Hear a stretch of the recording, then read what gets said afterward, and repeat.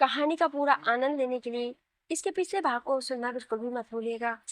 उसका प्लेलिस्ट का लिंक मैं आपको डिस्क्रिप्शन बॉक्स में दे दूंगी और साथ में कमेंट बॉक्स में पिन भी कर दूंगी, तो आप वहां से भी जाकर सुन सकते हैं।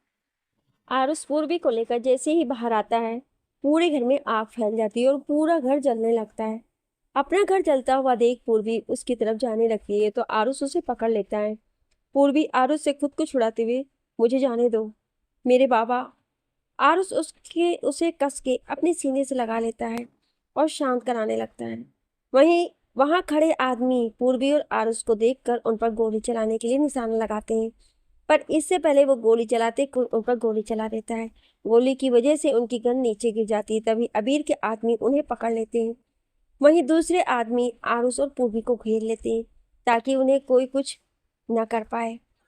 पूर्वी आरुष के गले लगकर रो रही थी और आरुष उसे संभालने की कोशिश कर रहा था। तभी आदमी आरुष को वहां से जाने के लिए कहते हैं तो आरुष पूर्वी को लेकर गाड़ी में बैठ जाता है और तो एक आदमी ड्राइविंग सीट संभाल कर गाड़ी आगे बढ़ा देता है।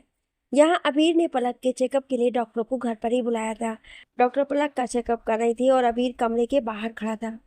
पलक का चेकअप चल रहा था। तभी अबीर के पास उसका एक आदमी आता है और उसे पूर्वी के घर पर जो हुआ वो बताता है। उसकी बात सुन अबीर उसे देख आरुष और पूर्वी को वहां से निकाल कर घर पहुंचाओ और ढूंढो सेल्वी को, मुझे वो चाहिए। उसकी आवाज में गुस्सा सुन आदमी अपना सिर हिलाकर वहां से चला जाता है। पलक का चेकअप हो जाता है तो अबीर अपने कमरे में आता है। अबीर डॉक्टर को देख, क्या हुआ डॉक्टर? डॉक्टर अबीर को देख, पलक बिल्कुल ठीक है, आप बस उनका ख्याल रखिए। उसकी बात सुन अबीर अपना सिर हिलाकर अपने आदमी को डॉक्टर को छोड़ने को भेज देता है। अबीर पलक के पास आकर बैठता है तो पलक उसे देखकर, आरुष और पूर्वी की कोई खबर? अबीर, आ रहे हैं दोनों। उसकी बात सुन पलक अपना सिर हिला देती है। यहाँ ओबराय मेंशन के बाहर गाड़ी रुकती है और उसमें से आरुष पूर्वी को अपनी बाहों में लेकर उतरता है। आरुष पूर्वी को लेकर सीधा मेंशन के अंदर आता है। यहाँ अबीर के कमरे में एक मेड आकर आरुष के आने की खबर देती है तो अबीर और पलक उनसे मिलने कमरे से बाहर जाते हैं। यहाँ आरुष पूर्वी को लेकर आता है और गेस्ट रूम में उसे सुला देता है, जहाँ कुछ देर बाद पलक और अबीर आते हैं और पूर्वी को ऐसे देख चौंक जाते हैं। पलक पूर्वी के पास आकर बैठ जाती है और आरुष को देख, क्या हुआ पूर्वी को? उसके सवाल पर आरुष गहरी सांस लेकर अबीर और पलक को वहां हुई सारी बात बता देता है, जिसे सुनकर पलक शॉक थी। वहीं अबीर को देख ऐसा लग रहा था जैसे वो आरुष को बताने से पहले जानता था। सारी बातें सुन पलक इमोशनल हो जाती है तो अबीर गहरी सांस लेकर पलक के पास जाता है और उसे संभालता है।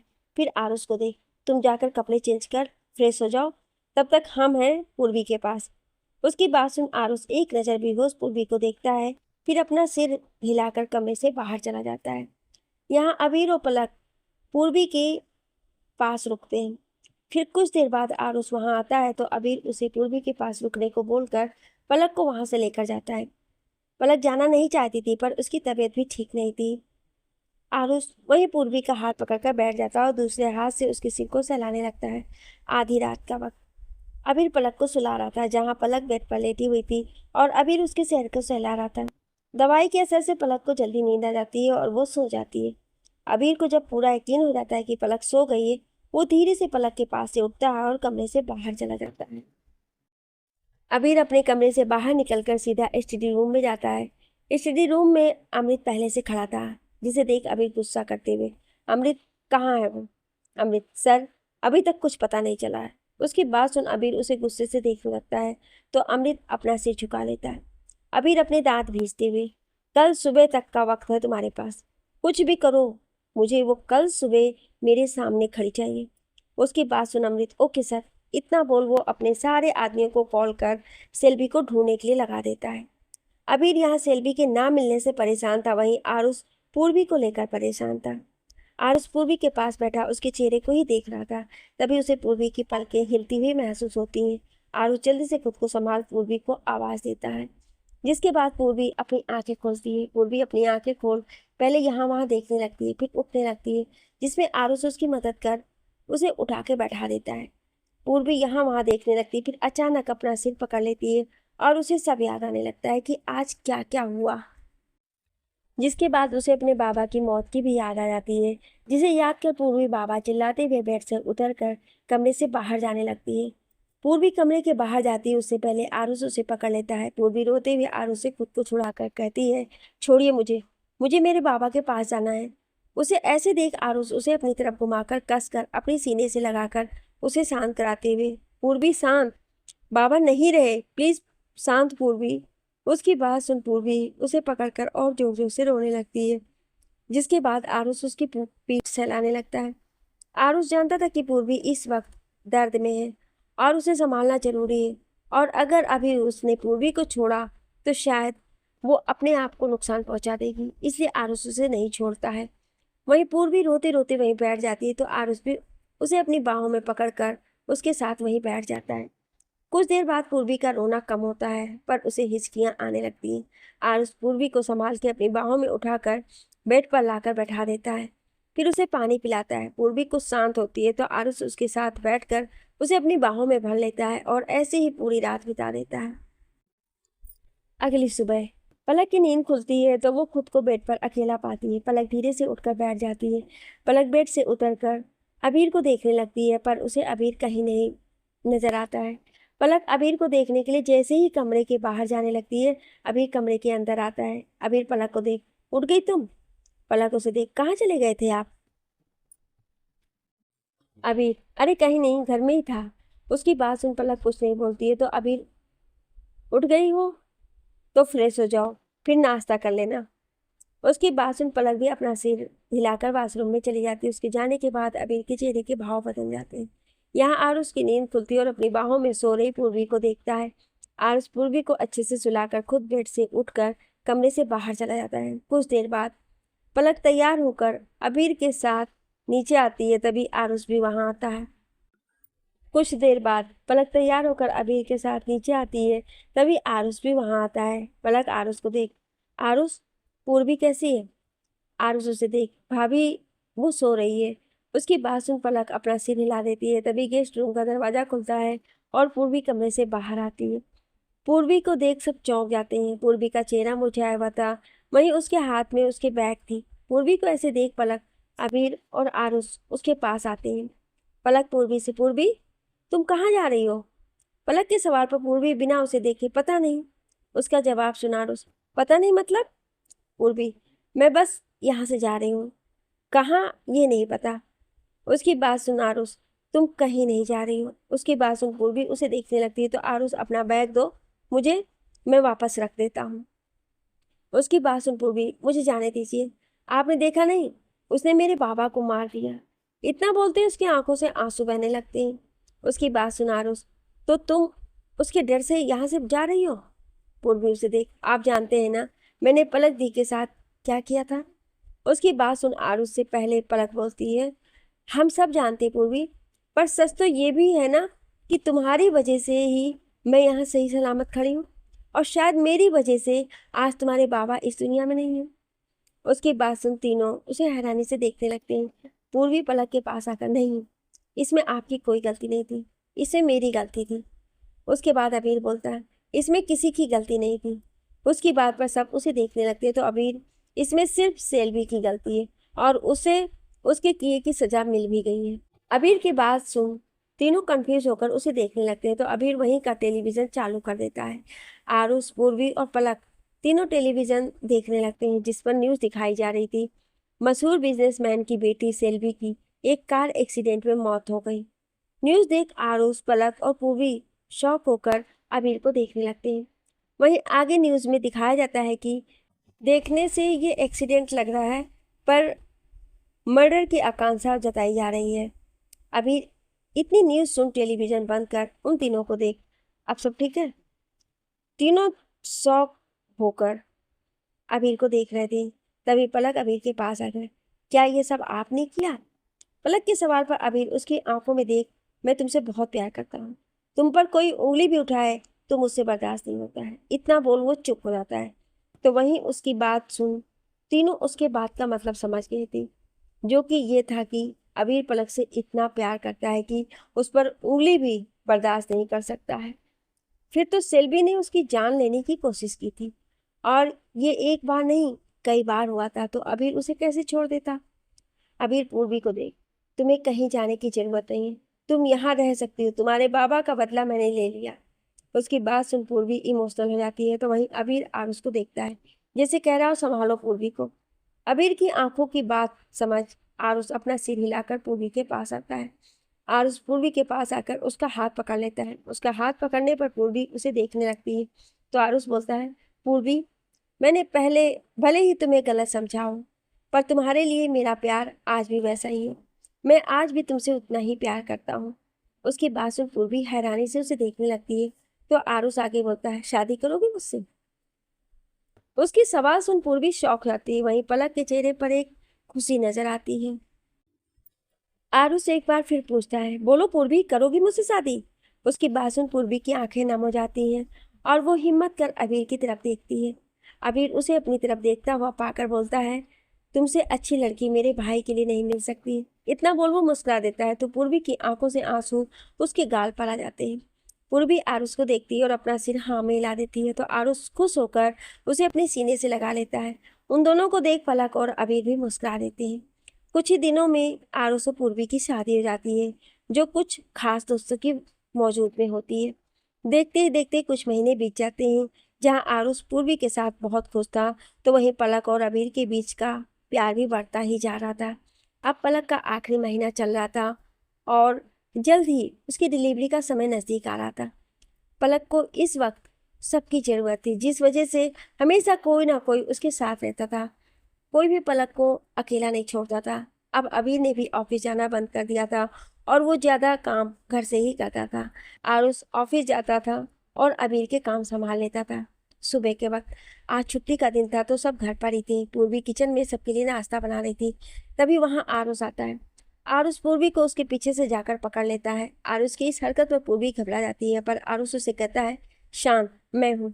उसकी बात सुन पूर्वी उसे खुद छुड़ाते हुए, आप यहाँ क्या कर रहे हैं? और छोड़िए मुझे, कोई देख लेगा। उसकी बात सुन आरुष उसके गर्दन पर किस करते हुए कि नहीं देखेगा। भाई और भाभी अभी तक तो सो रहे हैं और सारे सर्वेंट अपने काम में हैं। उसकी बात सुन पूर्वी कुछ बोलती उससे पहले किसी ने खांसने की आवाज आती है। आवाज सुन पूर्वी और आरुष दोनों हड़बड़ा जाते हैं। पूर्वी और आरुष पीछे मुड़ के देखते हैं तो अबीर को किचन के दरवाजे पर खड़े देख दोनों जल्दी से एक दूसरे से अलग हो जाते हैं। पूर्वी शर्मा के आरुष के पीछे छुप जाती है। तो वहीं आरुष यहाँ वहाँ देखने लगता है। अबीर किचन में आकर फ्रिज के पास जाता है और उसे खोल उसमें कुछ देखने लगता है। अबीर को ऐसे देख पूर्वी आरुष को इशारा करती है। तो आरुष अबीर से पूछता है, भाई कुछ चाहिए? वो पलक को ऑरेंज जूस चाहिए। आरुष के सवाल पर अबीर जवाब देता है। उसकी बात सुन पूर्वी बोलती, भैया वो ऑरेंज जूस नहीं है, बनाना पड़ेगा। आप भाभी के पास जाइए, मैं बनाकर लाती हूँ।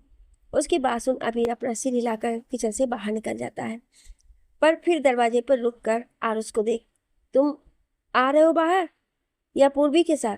इतना बोल कुछ देर रुक जाता है। तो उसकी बातें सुन पूर्वी और आरुष दोनों की आंखें बड़ी हो जाती हैं। वहीं अबीर आगे बोलता है, मेरा मतलब है पूर्वी की मदद करोगे? उसकी बात सुन आरुष जल्दी से बोलता है, भाई मैं आ रहा हूँ। उसकी बात सुन अबीर मुस्कुरा के बाहर चला जाता है। अबीर के जाते ही पूर्वी आरुष की पीठ पर एक मुक्का मार देती है, जिससे आरुष की आह निकल जाती है और वो पूर्वी को देखने लगता है। आरुष अपनी पीठ को छूते हुए, क्यों मारा? पूर्वी उसे घूरते हुए, क्या आप नहीं जानते? उसकी बात सुन आरुष मासूम सा चेहरा बना, मुझे नहीं पता था कि भाई आ जाएंगे। उसकी बात सुन पूर्वी उसे घूरते हुए, जाओ अब बाहर। उसकी बात सुन आरुष बाहर जाने लगता है, पर फिर पूर्वी को देखता है और जल्दी से उसकी गाल पर किस करके किचन से भाग जाता है। आरुष की हरकत से पूर्वी पहले चौंक जाती है, पर फिर अपने गाल छूकर मुस्कुरा देती है। यहाँ अबीर बाहर आता है तो पलक डाइनिंग टेबल पर अपने दोनों हाथों से सिर पकड़े बैठी हुई थी। पलक को ऐसे देख अबीर के चेहरे के भाव बदल जाते हैं और वो जल्दी से पलक के पास आकर, क्या हुआ पलक? अबीर के सवाल पर पलक उसे देखकर थकी हुई आवाज में, बस सिर भारी लग रहा है। अबीर उसकी बात सुनकर, अगर ज्यादा तकलीफ है तो हॉस्पिटल लेकर चलो। उसकी बात सुन पलक मुस्कुरा के, इतनी भी तबीयत खराब नहीं है, आप बिना छोटी छोटी बात पर पैनिक हो जाते हैं। तभी आरुष भी वहां आकर बैठ जाता है और कुछ ही देर में पूर्वी सबके लिए नाश्ता और पलक के लिए ऑरेंज जूस लेकर आती है। पूर्वी पलक को जूस देती है, जिसे पलक आराम से पी लेती है। वहीं बाकी सब नाश्ता करने लगते हैं। नाश्ता करने के बाद पलक अपनी जगह से खड़ी होकर जाने लगती है। तो अबीर उसे देखकर, कहाँ जा रही हो? पलक अबीर से, कमरे में। अबीर, गार्डन में चलो, कुछ देर टहलो। उसकी बात सुन पलक चिढ़ते हुए, आज नहीं अबीर, आज मुझे सच में बहुत थकान हो रही है। उसकी बात सुन आरुष, क्या हुआ भाभी, तबीयत तो ठीक है आपकी? आरुष के सवाल पर पलक उसे देख, हाँ आरुष, मैं ठीक हूँ। इतना बोल वो अबीर को देखने लगती है जो उसे ही देख रहा था। अबीर को भी आज पलक के चेहरे पर ज्यादा थकान नजर आ रही थी, तो वो कुछ नहीं बोलता है। अबीर पलक के पास आकर, चलो कमरे में लेकर चलता हूँ। उसकी बात सुन पलक मुस्कुरा देती है। अबीर पलक को लेकर कमरे में जाने लगता है और जैसे ही वो दोनों पहली सीढ़ी चढ़ते हैं, पलक के पेट में एक दर्द की लहर उठती है, जिससे पलक अपना पेट पकड़ लेती है। पलक को ऐसे देख अबीर, क्या हुआ? उसके सवाल पर पलक जैसे ही कुछ नहीं बोलती है, उसके पेट में दोबारा दर्द उठता है, और इस बार पहले वाले से तेज। इस बार पलक अपना पेट पकड़ लेती है और अपनी आंखों को मीच लेती है। पलक को ऐसे देख अबीर समझ जाता है कि पलक को दर्द हो रहा है। अबीर जल्दी से पलक को संभाल कर पूछता है, दर्द हो रहा है? पलक अपना सिर हाँ में हिला देती है। तभी वहां आरुष और पूर्वी आते हैं। दोनों जब पलक की हालत देखते हैं तो समझ जाते हैं कि पलक को दर्द हो रहा है। अबीर आरुष को देख, जल्दी गाड़ी निकालो। उसकी बात सुन आरुष जल्दी से बाहर की तरफ भागता है, तो वहीं पूर्वी और अबीर पलक को संभालने लगते हैं। अबीर और पूर्वी पलक को देखते हैं, जिससे वो अब पसीने आने लगे थे। अबीर जल्दी से पलक को अपनी गोद में उठाकर बाहर की तरफ बढ़ जाता है। पूर्वी भी उसके पीछे जाती है। अबीर और पूर्वी पलक के साथ बाहर आते हैं, जहां आरुष पहले से गाड़ी लेकर खड़ा था। पूर्वी जल्दी से जाकर गाड़ी के बैक डोर खोलती है, तो अबीर पलक को लेकर बैठ जाता है। पूर्वी भी जल्दी से आगे की सीट पर बैठ जाती है।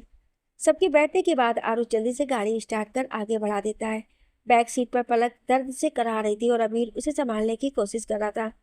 पूर्वी भी बार बार पीछे मुड़कर देख रही थी। यहाँ अबीर पलक को शांत कराने की पूरी कोशिश कर रहा था।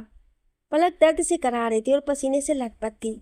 अबीर पलक के सिर को सहला रहा था, वहीं पलक भी अबीर के हाथ को कस के पकड़ा हुआ था। कुछ देर बाद आरू गाड़ी सिटी हॉस्पिटल के बाहर रोकता है, तो पूर्वी जल्दी से गाड़ी से उतरकर बैक डोर खोलती है, जिसके बाद अबीर पलक को अपनी गोद में लेकर उतरता है। तो वहीं आरुष डॉक्टर को बुलाने के लिए भागकर हॉस्पिटल के अंदर जाता है। पूर्वी जल्दी से एक स्ट्रेचर लेकर आती है, तो अबीर पलक को उस पर लिटा देता है। तब तक आरुष भी डॉक्टर को लेकर आता है। डॉक्टर पलक को चेक करती है और फिर सीधा डिलीवरी रूम में लेकर बोलती हैं। वार्ड बॉय पलक के स्ट्रेचर को लेकर जाने लगता है, तो अबीर भी उसके साथ पलक का हाथ पकड़े जाते हुए उसे समझाने लगता है। यहाँ डॉक्टर पलक को डिलीवरी के लिए लेकर जाती है, वहीं अबीर आरुष और पूर्वी बाहर खड़े रहते हैं। कुछ देर बेचैन रहने के बाद अबीर से रहा नहीं जाता और वो डिलीवरी रूम के अंदर जाने की जिद करने लगता है, जिसे कुछ देर बाद मना लिया जाता है। अबीर को पलक के पास डिलीवरी रूम के अंदर लाते हैं, जहां अबीर पलक के पास आकर उसे संभालने लगता है। वहीं पलक जो दर्द में करा रही थी, वो अबीर को देखकर चौंक जाती है। अबीर पलक के माथे को चूम उसे हिम्मत देने लगता है। कुछ देर दर्द बर्दाश्त करने के बाद पलक के एक तेज आवाज के साथ बच्चे की रोने की आवाज आती है। बच्चे की रोने की आवाज सुन अबीर बच्चे की तरफ देखता है, जिसे नर्स एक कपड़े में रख रही थी। अबीर पलक को देखता है, जो थकान से अपनी आंखें बंद की हुई थी। अबीर उसके माथे को चूम कर लेता है। यहाँ नर्स बच्चे को साफ कर उसे एक कपड़े में लपेटकर अबीर के पास लाती है। अबीर ध्यान से उस बच्चे को देखता है, जो अभी भी रो रहा था। नर्स बच्चे को अबीर की तरफ बढ़ाती है, तो अबीर अपने कांपते हुए हाथों से बच्चे को अपनी गोद में लेता है। बच्चे को देख अबीर की आंखें नम हो जाती हैं, तो नर्स बोलती है, लड़का है। उसकी बात सुन अबीर उसे देखने लगता है, फिर पलक को देखता है, जो अपनी आंखें खोल बच्चे और अबीर को देख रही थी। अबीर बच्चे को लेकर पलक के पास आता है और उसके गोद में देकर बोलता है, हमारा बेटा। उसकी बात सुन पलक की आंखें नम हो जाती है और वो अपने बच्चे का माथा चूम लेती है। कुछ देर बाद पलक को नॉर्मल वार्ड में शिफ्ट कर देते हैं, जहां उसे मिलने आरुष और पूर्वी आते हैं। आरुष और पूर्वी वार्ड में आकर देखते हैं, तो पलक बेड पर बच्चा लेकर बैठी हुई थी और अबीर वहीं खड़ा था। आरुष जल्दी से पलक के पास आता है और बच्चे को देखने लगता है। तभी पूर्वी आकर उसे पीछे कर खुद बच्चे को देखने लगती है। उन दोनों को ऐसे देख पलक मुस्कुरा देती है। आरुष पलक को देख, क्या मैं बेबी को ले सकता हूँ? उसकी बात सुन पलक मुस्कुरा के बच्चा उसकी तरफ बढ़ा देती है, तो आरुष बच्चा लेकर उसे देखने लगता है। वहीं पूर्वी भी बच्चे को छोटे छोटे हाथ पैर देखकर खुश हो रही थी, और उन दोनों को ऐसे देख अबीर और पलक मुस्कुरा रहे थे। पलक और अबीर अपने बच्चे के साथ अपने घर आते हैं, जहां उनका स्वागत आरुष पूर्वी के साथ नैन, केसोजी, रायमा, अमय और निशा करते हैं।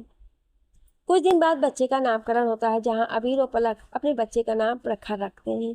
कुछ साल बाद जब प्रखर 3 साल का होता है, तब पूर्वी भी एक प्यारी सी बेटी को जन्म देती है जिसका नाम आरवी रखते हैं, और इसी के साथ इनका परिवार पूरा हो जाता है, जहाँ ये हंसी खुशी एक दूसरे के साथ में जिंदगी गुजारने लगते हैं। जहाँ प्रखर शांत था, वहीं आरवी अपने पापा की तरह बहुत शरारती थी, पर दोनों की वजह से पूरे घर में शरारत और मस्ती गूंजती थी। अबीर और पलक को प्रखर ने पूरा कर दिया था, वहीं आरवी ने आरुष और पूर्वी की जिंदगी पूरी कर दी थी। इसी के साथ मेरी ये कहानी आज खत्म हो गई। उम्मीद है आप सबको अच्छी लगी होगी। कहानी को इतना प्यार देने के लिए बहुत बहुत शुक्रिया, और ऐसी ही कहानी सुनने के लिए हमारे चैनल को सब्सक्राइब जरूर करें। Thank you.